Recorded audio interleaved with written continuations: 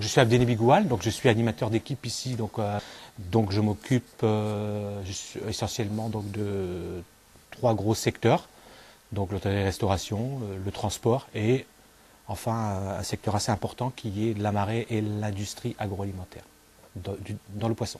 Alors au niveau de l'industrie donc agroalimentaire et de la marée, on a donc essentiellement, je dirais, deux types d'activités qui proposent des offres saisonnières. On a d'abord les marailleurs, qui sont en fait classés dans le commerce de gros, qui achètent donc le poisson aux pêcheurs, et qui eux sont chargés donc de le revendre ensuite à l'industrie agroalimentaire, qui est donc du poisson, qui est le deuxième secteur en fait, qui recrute énormément en saisonniers pour la transformation justement de ce poisson, en plat cuisiné ou autre.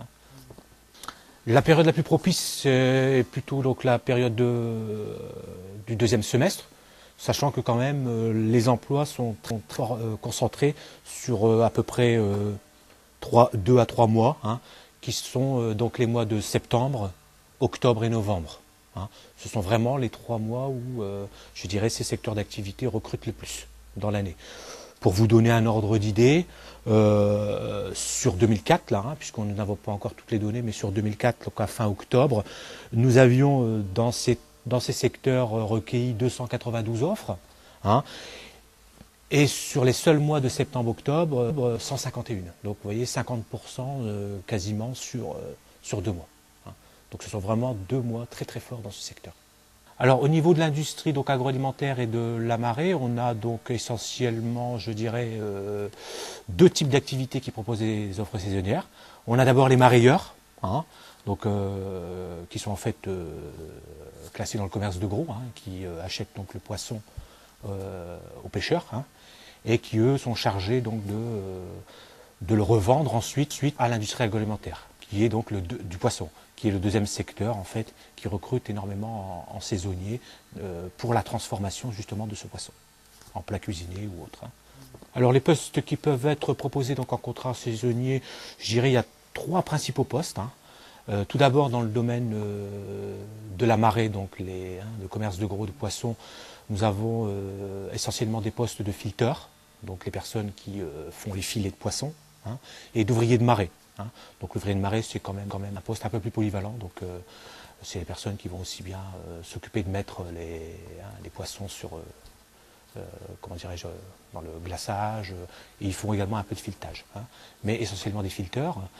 Et au niveau de l'industrie agroalimentaire de poissons, nous avons 2 postes principaux dans la transformation du poisson, qui sont tout d'abord les opérateurs de fabrication, donc ceux qui sont sur chaîne de fabrication, et ceux qui sont en fin de chaîne au niveau du conditionnement. On a aussi beaucoup de postes dans le conditionnement. On va distinguer peut-être les 2 secteurs, le maraillage et l'industrie agroalimentaire de poissons. Pour ce qui est du maraillage, donc dans les postes de filteurs, donc là ça nécessite quand même d'abord des qualités physiques. C'est quand même un poste où on est beaucoup debout. Comment dirais-je, accepter le travail au froid aussi. C'est un poste, il ne faut pas oublier, où on est toujours au froid.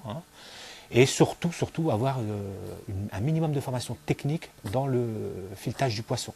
Parce que bon, là, on ne peut pas s'improviser filteur comme ça. Il y a toutes les techniques à connaître, tous les différents poissons, toutes les différentes. Parce comment dirais-je, on ne fait pas un filet de merlan comme on fait un filet de saumon, etc. Donc là, il y a une formation qui est dispensée donc, par un centre de formation qui se trouve d'ailleurs sur Boulogne et qui forme au filetage et également au maniement du couteau. Donc là, je dirais la formation est quasiment indispensable pour pouvoir exercer ce métier de filteur.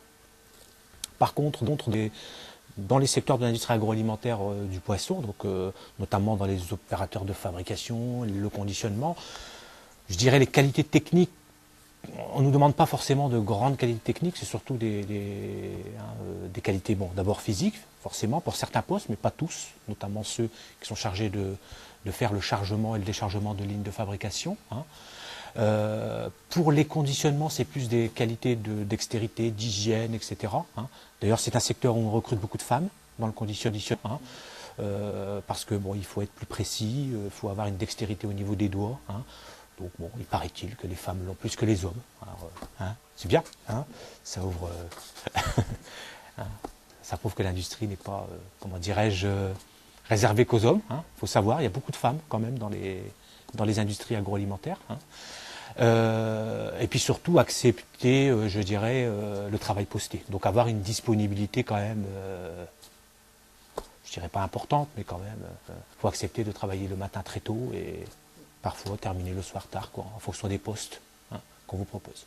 Alors les saisonniers dans ce secteur d'activité sont recrutés généralement de deux façons. Soit bien sûr par le biais de la NPE. Nous avons régulièrement des offres dans ce secteur.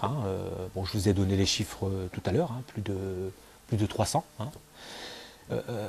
Mais c'est aussi un secteur qui recrute, il faut le savoir, beaucoup par l'intérim, par les sociétés intérimaires. Donc ça c'est important de le savoir pour les qui recherchent dans ce métier. C'est une démarche qu'ils doivent avoir aussi, c'est d'aller vers les sociétés intérimaires. On travaille nous-mêmes d'ailleurs en partenariat avec les sociétés intérimaires, qui elles-mêmes nous déposent les offres de leurs clients quand elles n'ont pas dans leur fichier un vivier de candidature suffisant. Donc ce sont, je dirais, les deux biais par lesquels passent ces entreprises.